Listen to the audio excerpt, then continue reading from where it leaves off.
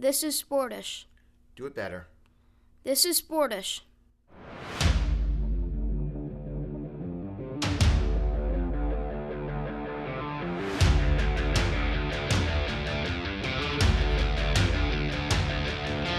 This is Sportish.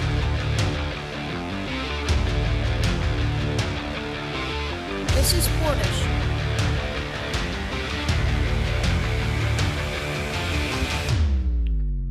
This is Sportish.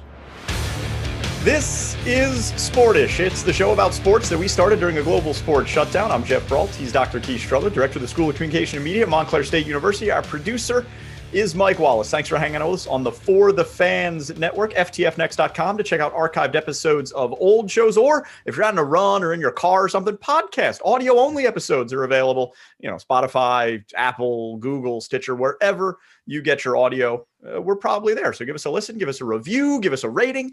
We'll take it all. And the reason that we want you, that we're telling you all the places you can enjoy this show. Look, as much as this is a one-way conversation, right? Keith and I are speaking to you. We like to break down the fourth wall. And so because we do a 48-minute show and I talk a lot, and sometimes I need to take a drink. And we have diagnosed. Are you going to start already? You brought the worst. I can tell you. Look, now I'm speaking directly to you, the viewers. You don't know what I've had to deal with over the past hour. The attitude, the sass, the indignant behavior. I mean, I have never seen a display of greater unprofessionalism.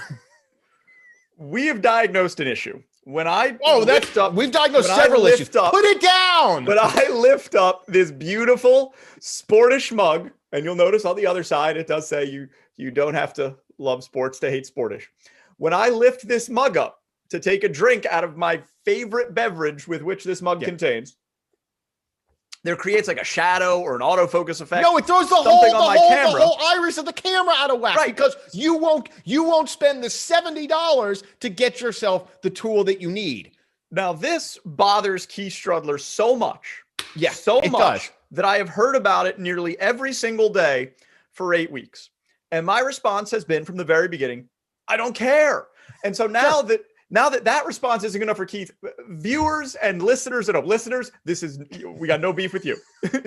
Viewers, I'm asking for your patience. See, it just flicked. And I'm asking for your forgiveness. It throws the whole thing out. Let's just agree, viewers. Let's just agree that this mild inconvenience might happen. And let's all move past it together. No. So I'm bypassing Keith. We are bypassing Keith. His opinions are no longer valid. I'm speaking directly to you, Sportish viewers. So please do me this kindness and allow me to wet my whistle out of my wonderful limited edition. And there it goes. Without you judging me for my mediocre at best broadcasting setup in the spare bedroom of my house. So there are several things you could do to alleviate this issue. All of them would infer even a modicum of professionalism, which is clearly not something that you've learned in broadcasting school. So just a modicum of and again, don't take my word for it. Take your mom's word for it, who has to call and leave a message so you can screen even the most important. I mean, so you don't care about anyone. So when you say, hey, viewers, don't worry, you basically are saying the only needs are my own wants and desires. That is, you don't care about yourself. I'll drink from this mug whenever I feel like it. You're over here dehydrating yourself so people think you look better. You're over here. No, that's not the case. I have the right camera, so I can drink anything I want. I can hold up anything, like the Allendale 5K championship trophy. It doesn't make a difference. I can hold up this pen. I can hold up anything. I can hold up my wallet, which, by the way, is made out of cork. I can... Anything. This mask, in case someone walks into the studio, I can hold up anything. I can pick up my shirt, anything I want. I'm a professional. I take this job seriously. You are not a professional. You are loose with your finances, and you are willing to be stepped over so that people you don't know judge you more positively. And I'm not. What did I say? I said, you want an HD broadcast camera on this end of the show? What needs to happen? You need to buy it is what needs No. Do you think Barbara Walters buys her own cameras? That Bryant Gumbel is out there buying his own lighting rigs? You know what? No, I'll tell you what. When Barbara Walters and Brian Gumbel do you think Brian Williams is out there walking the aisles at Best Buy trying to figure out whether the USB connection on his MacBook is fast enough? No. Well, I'm going to tell you right now, when Bryant Gumbel sits down in your chair, I'll send him a camera. How about that? So that's how that's going to work. So you just exude not it's unprofessionalism, antagonism. I'm trying to think like you are like the human embodiment of passive aggression. Like it's not antagonism. You just can't let it be. Just let it be. I'm just trying to be better. I'm just trying to be better. Just let it be. I can't let it be because Go it's with disturbing the flow once in a while. And it's annoying and it's not fair to our viewers. We owe them. You know what they're giving us? Wait, you have said the most important thing that we have in this world is what? What is the most important thing?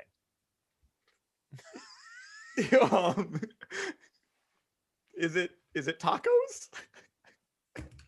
Is it tacos? Because they got to be pretty high up there. They're three. The number one, what do you always tell me? Keith, you don't value your what? Your time. Time. You don't value your time. Time. The most important thing in the world. I think the most important thing in the world is famous friends and money. And am I wrong? In that order. Tell me I'm wrong. But to you, it's time. The most important. Now, we have asked our viewers to make a very personal relationship in exchange with us. They're giving us what? What are they giving us, Jeff? Oh, they're giving us their time. And so we owe it to them to give them our best, the best that we can do. And you spit on that. You know you are doing things that are going to make that exchange less valuable to them. So only thing I ask of you, and I ask, there you go, disrespecting our viewers. There you go, disrespecting our viewers. They just had to sit through that nauseating blur. And this is the difference between you and me. Oh, there's a lot of difference. You think our viewers tune into this show to see perfect production. You think that what they're looking for, we gave up on that. What they're looking for out of this relationship, right, is visual perfection. You don't care about the content of this program. Oh, I care about the content. You don't care about the content. I care of this about the program. content. I care. Who did the double bang? Who did the double bang? Here, I'll prove how much you care about the content of this show. What's on the rundown today, Keith? We're going to talk about the big football game, but first, we're going to get to some crazy COVID numbers, and then we're going to talk about the award of freedom, the presidential award of valor. What is it called now? By the way, I looked this thing up. You can get it for pretty much anything. Get it for pretty anything. But the point here is you don't respect our viewers. You think all they want is flash and style. Whereas I know that everyone that's watching or listening to this program, I respect them enough to only care about substance. And you're welcome. You're welcome, viewers and listeners. One of us respects you. Well, and it's not the one wearing an unfortunately kind of. I'm not in love with the green shirt. I'm just going to say you wanted to buy a plaid, a velvet green blazer this week. I bought it. I bought a green velvet blazer. It is going to look so good. And I'll tell you what, when we are nominated for that big award that we shall not speak of, that you are helping nothing with, when we're nominated for that, I'm going to wear that green blazer. I'm going to wear it proudly, and I'm going to be so excited, and I'm not going to give you any credit because all you've done is become a big anchor. Imagine this is you with nothing. Imagine you with even a modicum of fame. You would be intolerable. You would be impossible to work with. I care only about substance. You are so hyper-focused on style that it is to the detriment of this program. And the fact that you can't see it, it is offensive to all our viewers. Put them all down. I'm going to jump through the screen. I will send my goons over there. Michael Wallace. Oh, I think he's back in Hoboken. I was going to say, I will send Michael Wallace's dad over there who brings the legal heat and will throw you in jail.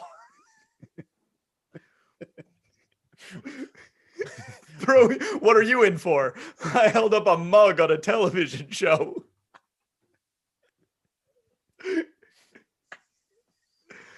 All right. Are you ready to start the show? I feel like that was cathartic. I've been ready. I'm ready to start the show, and I think the viewers are probably ready to start the show. And so let's start with the rundown. I think we all know where we're going first. Give me a second. I'm a little parched. You've got to stop doing it. You have to stop doing it. The college football season came to its conclusion last weekend. Alabama beat Ohio State in the national championship game. Technically, it was Monday. It was Monday. It wasn't even last weekend. I guess that's true. It was Monday. I like to think of anything that happened in the past as last week, and anything that happens in the future as next week. But yes, a few days ago, the college football national championship came to its conclusion. I think Alabama is a right and worthy champion. I don't have any qualms saying that they're the best team in college football this year. And apparently they may win the next 10 titles the way that the recruiting battles are going to go. But it's over now. When we started this show back in March, and as we chronicled, sports return from the coronavirus, we were wondering first, will they play? And then after it was apparent they were going to play, it was will they finish? And Keith, well, college football got to the finish line. There were some fits and starts. A number of people tested positive for the virus in college athletic departments. Reporting from the New York Times in mid-December said that number was over 6,600 people in major college athletic departments, whether it's athletes, staff members, coaches, whatever. That's across all. That's not just football. That's across all sports. In 150 or so athletic departments. Yeah. College football got to the finish line. College basketball will be the next sport to see if it too can get to the finish line. How do you think we'll view this historically this season? A couple things. One is we have a pretty short memory for things like this. So my guess is whether people like it or not, those case numbers will become something of a very faint asterisk.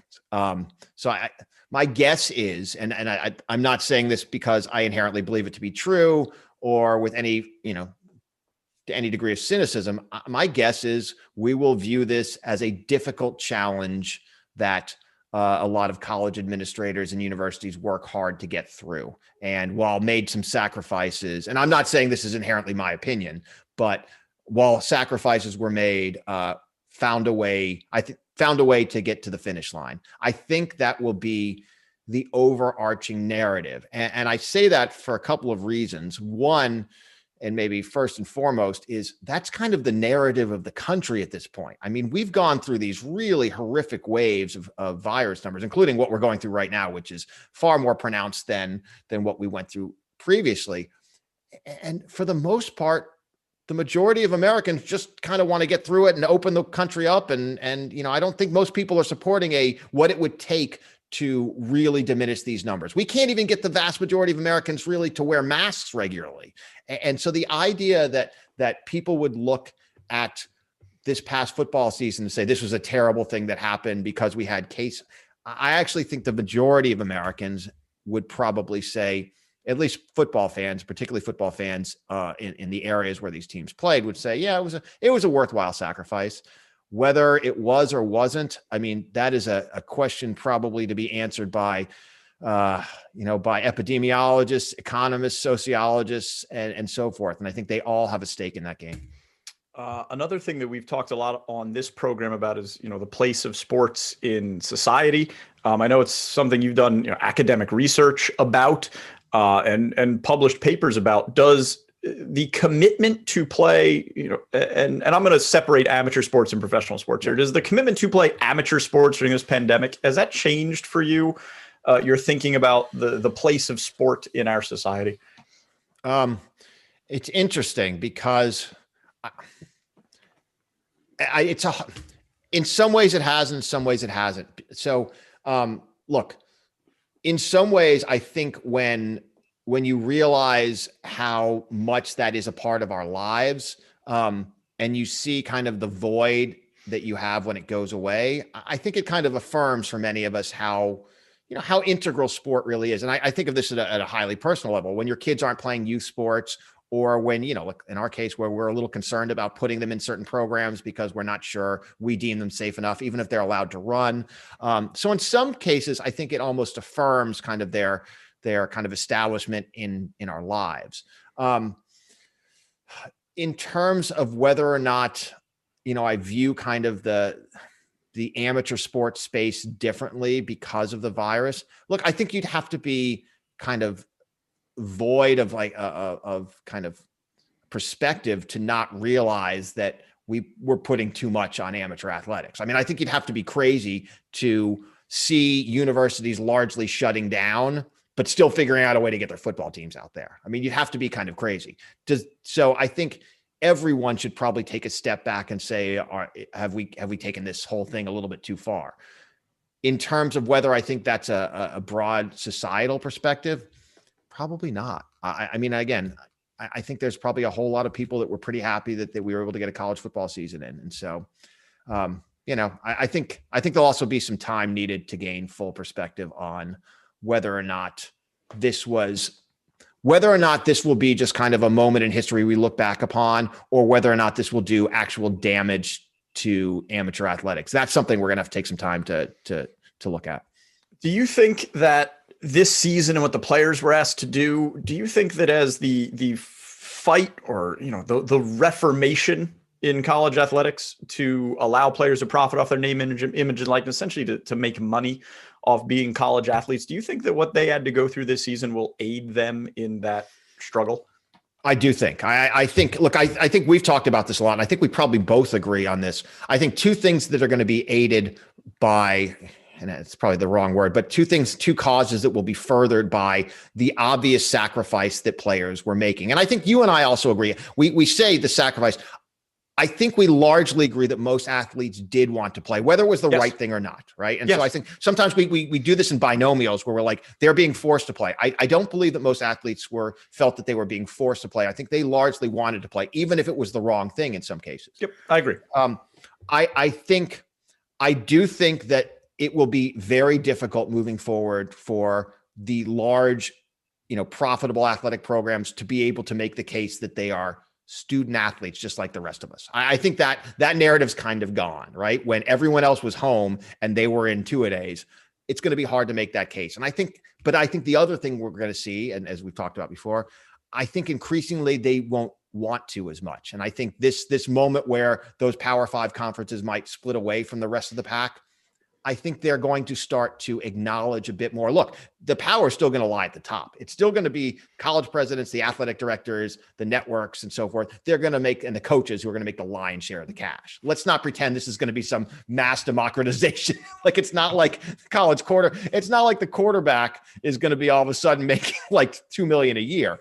We're talking about a small dispension of some of this cash. But I do think increasingly those Power 5 conferences are going to say, hey, they do make a lot of sacrifice. What if we give them a stipend? And so, I think the cynics will say it's going to be a bit of a let them eat cake moment where they're getting kind of crumbs as opposed to kind of a more estimable part of the pie. But I think those things are going to happen. You want to do a sports show for a second? Should we shift into sports show mode for a second? Yes. What are we going to talk about? The Tour de France? No. Who is your favorite? Who is your favorite cyclist? Tadej Pogacar, this year's champion of the Tour de France. Yeah. Yep. You're an SEC guy, right? You're a big SEC football fan, Florida Gator fan. The only team that really came close to giving Alabama a game at any point. Second best team in the country, my friend. Second best team in the country. Okay, spicy. Do you think that this Alabama team, their place in history, do you think that it will be fairly judged? Because I think you can make an argument that this Alabama team is one of the strongest that we've seen in an awfully long time. And I don't know if they're going to be remembered that way. I don't think they will either. And I agree. And I think there's a lot of things that will make that very difficult to do. Like that Ohio State team, we can say, everyone can talk about the Big Ten. That was a very good football team. A football team that, a week prior beat a very good Clemson team, right? I mean, so that Ohio State team is really good and might be, I like to think the Gators are right up there close to number 2, but Ohio State is arguably the second or third best football team in the country, and Alabama probably could have beaten them by as much as they wanted. And off the backs of this, I do believe they are now going to continue to recruit as long as Nick Saban can be held up as a mannequin. They should do a weekend with Bernie thing with him for the because the recruiting, the talent that's coming through there is remarkable. I think there's going to be a couple of things that are going to happen. One is, I think people are going to say, you didn't play a full schedule. You didn't play teams out of your conference. Yeah, I think the teams in their conference are way better than the teams out of their conference. That to me is actually the reason why they should be judged as a cut above. All they SEC. played only SEC teams, and No then Notre Central Dame, Michigan. and then Ohio State. I guarantee you, the week before the Auburn game, if it wasn't the COVID season, they were playing Troy, not Florida.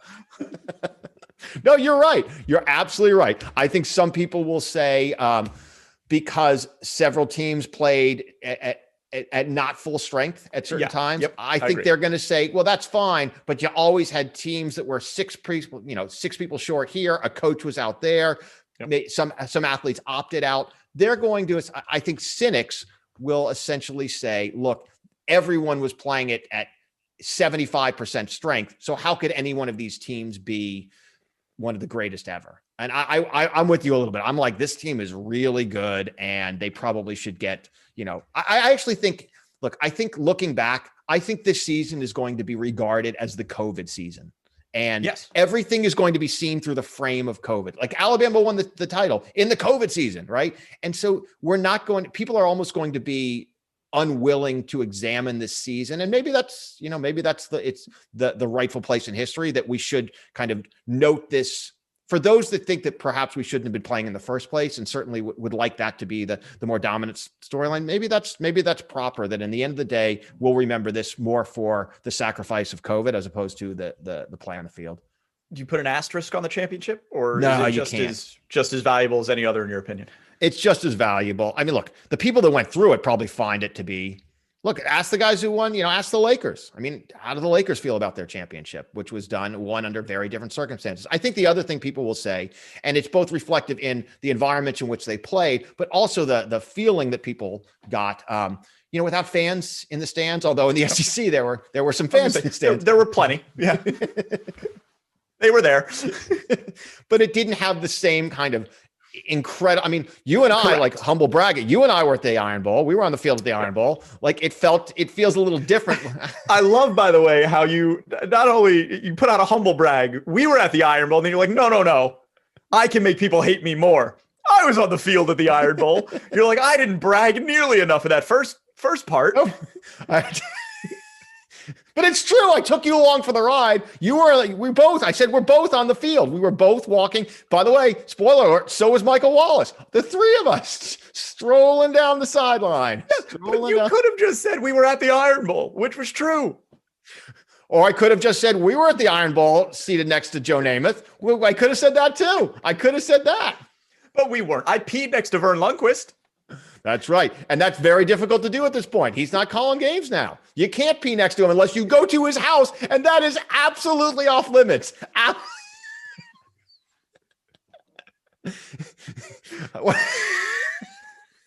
Oh gosh, here we go.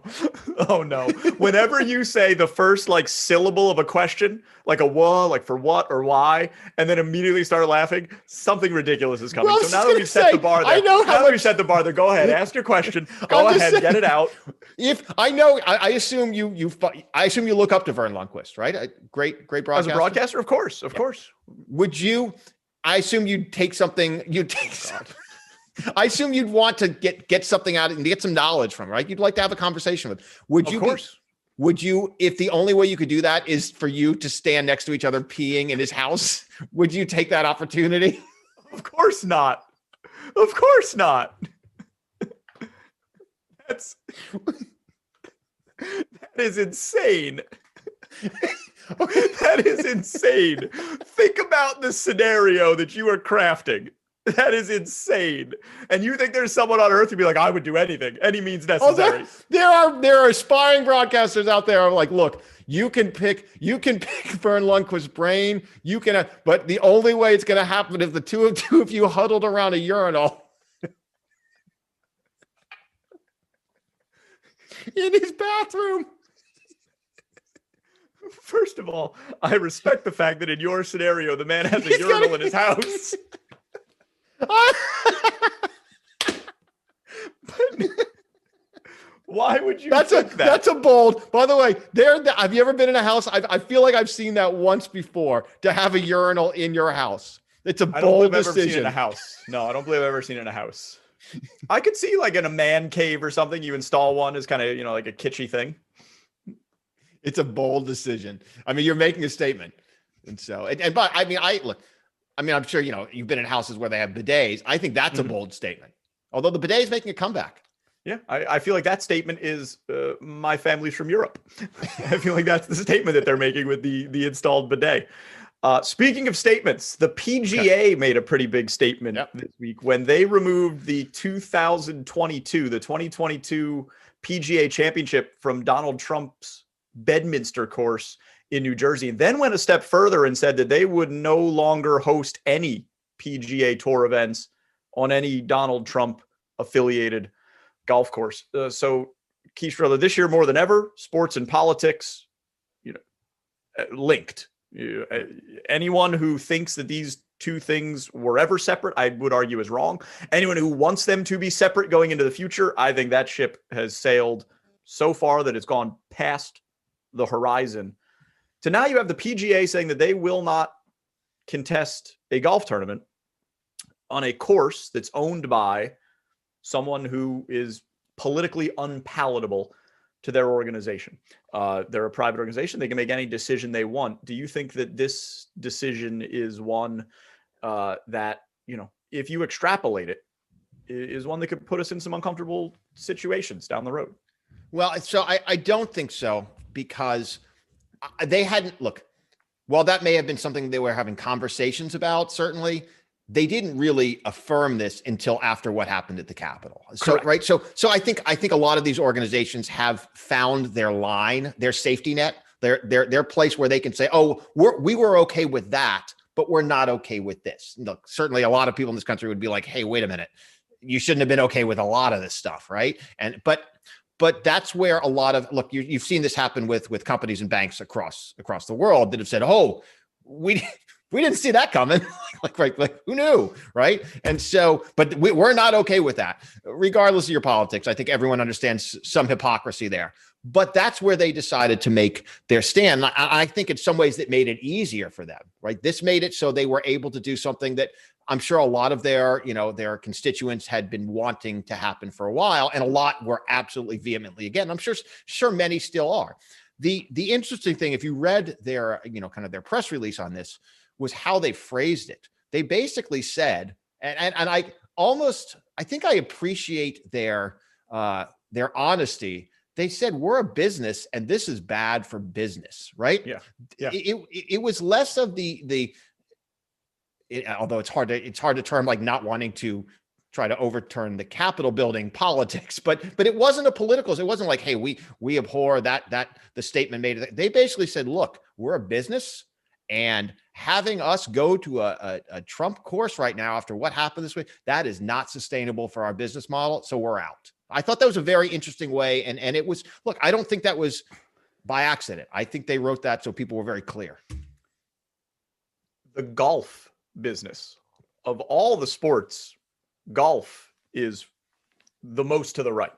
And I don't think it's close. Oh, no. Tennis makes a very strong run at that. Yes. I put tennis up. I would put golf to the right of tennis. Sure. I think they're close. I would put golf to the right. Far less European, probably, why at this point. Americans dominate world golf so much. Sure. And now you've got golf saying that, there are places on the political spectrum that we cannot be involved with, that we need to make a statement based on things that have happened in our politics. Sports used to be somewhere where people would come together, and it didn't so much matter what you believed politically or about anything else. It was sport. It was and I hate this phrase and I apologize for using it, it was a safe space. At least when the games were being played. Yeah. It doesn't feel like, if golf is saying that there are certain political ideologies and things like that we cannot associate with because they are bad for business. It just feels like sports now are a wedge. And, clearly there are some people who are going to be left out of being able to enjoy sport now. And that's an odd place. I did not expect to find ourselves there. Yeah, I think it's just America at this point. I mean, I think that's where we are. This is going to be true. Look, there are conversations about free speech and sponsorship and all of this stuff that's happening right now, which is where our lines and what's. Look, I mean, let's not get political, but even the conversation about, kicking someone off of Twitter, we understand why that happened. It is something, though, we shouldn't take lightly when we are when these are decisions being made by corporations, but they do vastly impact and divide us even further in some ways. Exactly. Right. And we understand, I understand why Donald Trump is not on Twitter anymore. Probably something that should have happened a while ago. But I understand, but it doesn't while I understand it and I support it, it makes me sad because I don't like a world in which we have to do this. Just like I don't like a world. I understand why the PGA has done this. I think this was an existential question for them because I think corporate sponsorship, which is the bone marrow of that sport, was going to get very gun shy very fast, and finding a sponsor for tour events that run through Bedminster was going to be nearly impossible, and it could have invited all other kind of elements into that. But it does make me sad. It does make me sad, as you kind of suggested, the idea that that's where we are. And it's not to say we don't want sport to be apolitical, because we understand, sport is the exchange of power, and I think we're all for all, but in that same regard, it makes us sad that we are now in the point where we're dividing even further. I mean, we are trending to a point where your political beliefs may exclude you from being able to enjoy sports. You're choosing, which I think says more about our politics and our sport. Yeah. But you're choosing that at some point, right? Sure. Absolutely. And I do believe there's something that needs, there are certain not all opinions are the same. This idea that just because you believe something, it's okay to believe it, that is wrong. And I do think there should be consequences to certain beliefs. Like, I don't know, we're going to storm the Capitol to prevent the duly won election. Three words that we probably shouldn't use as much as we do. On the other hand, I mean, that's there. Not everything has a moral equivalency. No, other hand's one word. Other hand. Isn't that one word? You think other hand is one word? Other hand. Like Wonderland. On the other hand. On the other hand. Other hand's it's one word. You think other hand is one word? You're wearing an Ivy League t-shirt right now. Alumni. I'm sure they're proud of that. And I was an English major.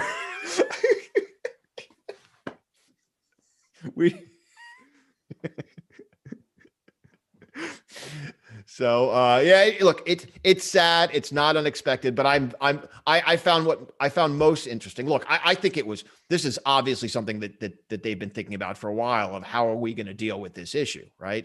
Look, there's probably another issue with which when you're president of the United States, there probably should be some limitations on your business interests. So, I mean, this probably could have been avoided. Well, to be fair, we thought we had those in place. It turns out you can just disregard them if you feel like it. So, I mean, like, this could have been avoided, but I don't remember anyone, worried about, playing in Busch Stadium or Clinton Fieldhouse. Like, this wasn't an issue before. And so, I'm sure they were, again, in some ways, what happened provided them the opportunity for the clean break, which you're seeing actually with banks and companies and all that kind of stuff. It will be, what we haven't seen is, and I haven't seen yet, and maybe we will in the near future, I haven't seen a whole lot from individual golfers. And I know, golfers, we're going to talk about golfers in a little bit. See, I do know the rundown. I do know what we're talking about on the show. I do know. It's because this is take two, friends, as we break through the fourth wall again. I knew this was coming. You do. I just did a great tease. Indeed, the day after the insurrection, two people in the golf world, now granted, neither of them are American, but two people in the golf world, Gary Player and Annika Sorenstam, two of the greatest golfers of all time, accepted the Presidential Medal of Freedom from Donald Trump. They did it the day after the riot at the Capitol. That's also not a good look for golf. No, it's not a good look for golf. And so I've learned I didn't realize you could get this thing for just about everything. I looked at some of the people that won. It runs like from Mother Teresa to a guy who's like really good at violin. Like, it's everything. Right. It's everything. The president can essentially award the Medal of Freedom to whoever they would like. Is that one of the best parts of the job, to be able to award? I mean, if you really think about it, be like, I've always wanted to be like Obama. Kind of nailed it. I believe he got Jordan in there at the end. Like he got his list, right? So, I mean, the best part of the job is Air Force One, and there's probably no debate about that. That is the best part of the job. And then the second best depends on who you are as a person. And I think, Keith Strudler, it is very telling, as we get back to what we talked about the first 10 minutes of the show, that you think the best part of the job is being able to summon famous people by giving them a trinket. You really think Air Force One is better than being able to meet famous people whenever you want? Absolutely. No, it's not. No. You don't think having a private 777 is better than being able to like make Beyonce come to your house? Although now that I say it,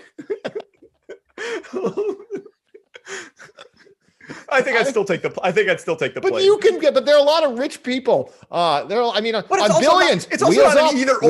You don't have to give up the plane to award the medal. Like, it's not an either or.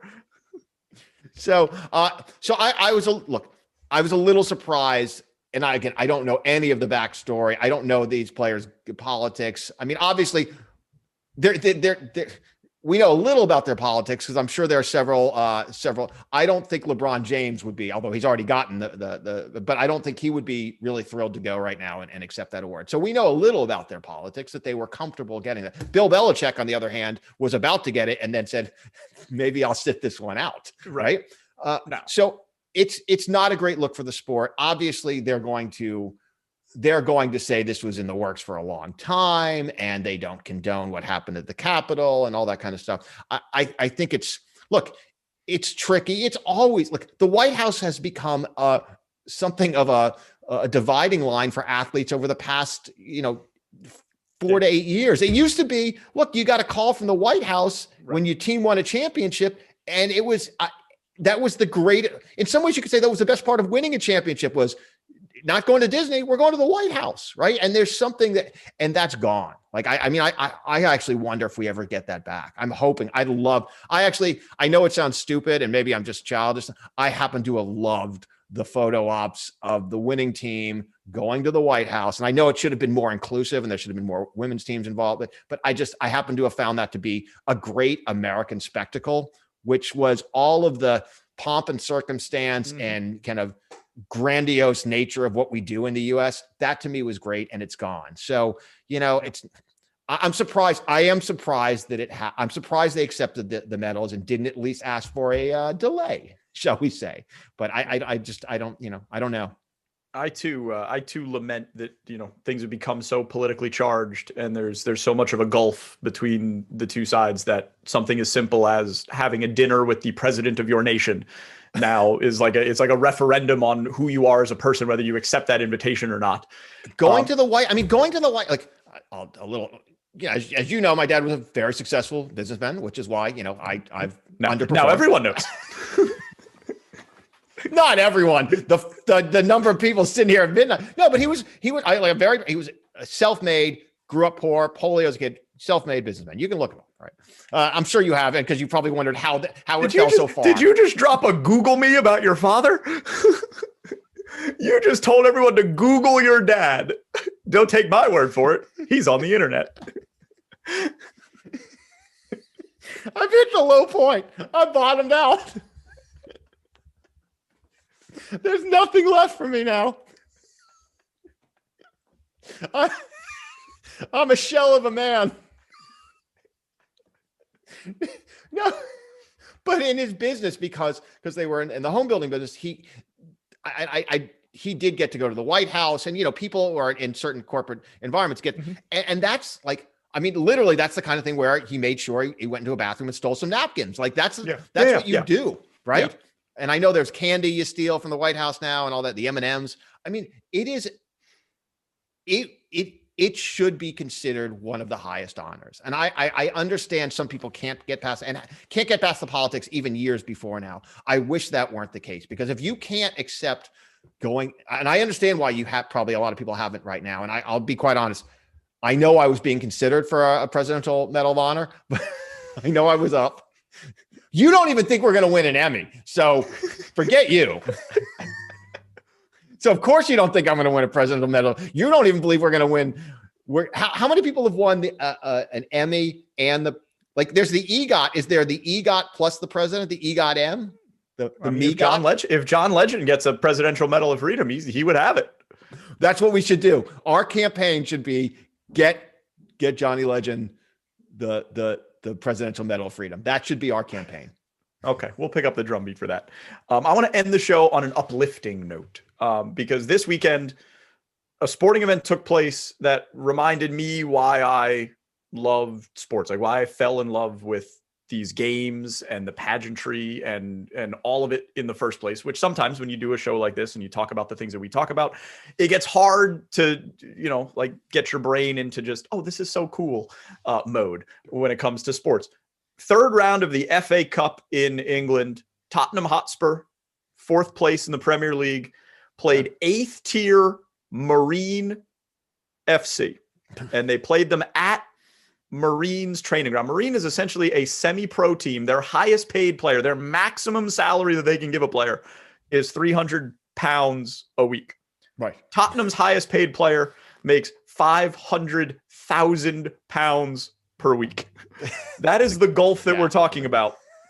These two teams, Keith, came together in a real sporting match in a tournament because both earned the right to be in the same game. I love this about soccer, but I love this about soccer. And watching this match, and Tottenham won 5-0 in case you didn't see it. Spoiler alert, Marine got absolutely worked, taken to the woodshed, exactly as well they should have for a team in Northern Premier League Division 1 Northwest. But that's so irrelevant. That is so irrelevant to why this is one of the coolest sporting events I've ever seen. You had people on the pitch with Gareth Bale who are part-time plumbers and are doing track and trace for the coronavirus in England, and teachers and their manager had to take a week off of work to prepare for the Tottenham match, like to do extra scouting, took a week off his job in the railroad to go manage a soccer match against Jose Mourinho on Saturday. One of the coolest things I've ever seen. I loved everything about it. It made me smile, and it still makes me smile just thinking about what an awesome thing that can happen in the sports world is. Yeah, it's probably hard to get the scouting video on the Marine team. Probably a little bit more tricky. Yeah. The Tottenham video, very, very accessible. They have a website. One of the other cool things, like Tottenham's rivals, like Liverpool, gave Marine their scout of Tottenham. And Everton said, you can come and train at our grounds, because Marine, technically, there's such a low level of English football that their government said you can't play anymore because of the coronavirus. They're like, you're not real enough to even be allowed to be playing sports right now. So they had to get like special dispensation to go train at Everton's training ground. Like, such a cool story all the way around. So did you, by the way, my favorite part, and I read the release, was when someone working in the Marine organization said, I think they'll be very impressed with our facilities. So their stadium is so small that the visiting locker room literally could not accommodate a traveling party the size of one that Premier League Tottenham brings to events. So they set up the visiting locker room in an adjacent banquet hall. It's a bar. They set up the visiting locker room in a bar next to the stadium. Yep. And looked great. And I also normally they'd have a little buffet, but they were going to do, I believe they called 4 or 5-star box lunches, which I'd love to know a little bit about. Look, this is what you dream about the day you start playing soccer as a little kid, or any sport as a little kid, just that opportunity. I happen to think it's one of the most endearing parts of soccer as a sport. Yes. Obviously, look, I don't know that you couldn't do that in the NFL. You couldn't be like, hey, this YMCA. Can you imagine how that might work out? You guys are going to play the Pittsburgh Steelers. We don't want to. I value my limbs. I want to keep all of them. Could you imagine a flag football team? Guess what, guys? You're going to play the Miami Dolphins. Those guys I could imagine I could imagine it in basketball. I could imagine it in baseball. Like, these are sports where something like this could happen. You know what's interesting though, if you think about it, I mean, look, the Marine, they have nothing to lose, right? They're playing. This is their dream, right? This is the great Tottenham. Like, someone gets injured, it's a big deal. Like, they didn't play full strike, did they? So they brought a very respectable team. They did not bring their, everyone on their top tier. Like, they put their number 2 goalie in, and Harry Kane didn't play, but they still brought a very, very respectable team. Gareth Bale, who's coming back from injury, who's one of the highest paid players in the world. He played in the game in the second half, more to get some work in, but they absolutely did not pack their lineup with like 18-year-olds the way so many of these big schools do when they go and play, or big teams do when they go and play a little guy. Like, they respected the game and they put a real product on the field. And so you watched the game, the whole thing. And how noticeable and how bad was the talent differential? Very. You could tell that Tottenham could do whatever they wanted. Right. So this was a mercy rule situation. If they wanted to win 15-0, they could have won 15-0. So there was a bit of a feeling out period over the first 20 minutes. And then, believe it or not, Marine actually had the first chance to score.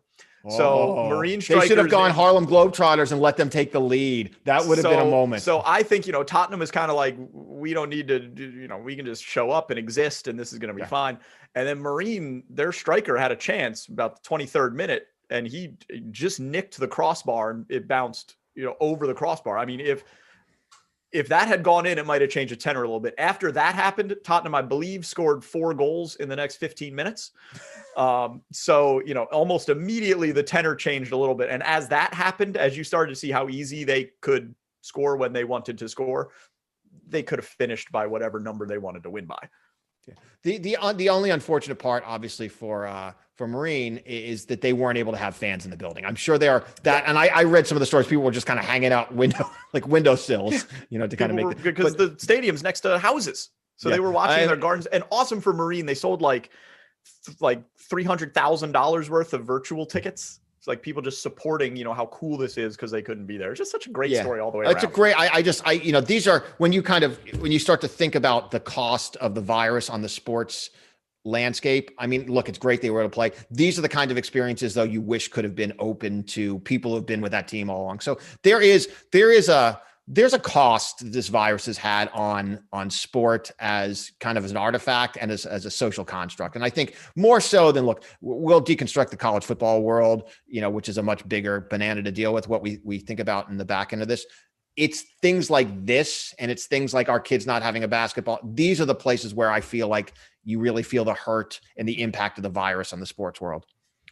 Read more about Tottenham Marine. It'll make you smile. That's all we've got for this episode of Sportish. Thanks to Mike Wallace, Dr. Keith Strudler. My name is Geoff Brault. We'll see you next week on For the Fans. And remember, find those podcasts wherever they're served. See ya.